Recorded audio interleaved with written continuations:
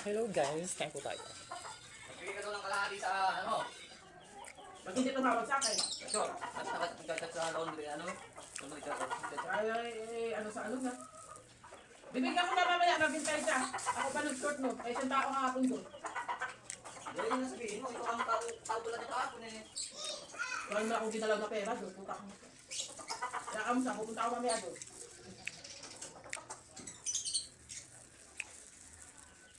Magkakata sa'yo, Jessa? Oo, nagkatayari. Nagdayari na naman. Dati hindi magdayari dito sa cellphone ko. I-open yung account ko doon. Kasaya pa nag-chat.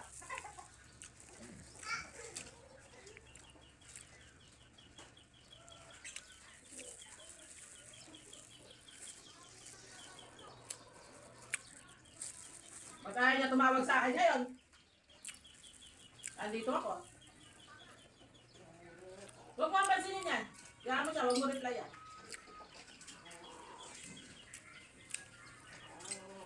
Like so mo na lang.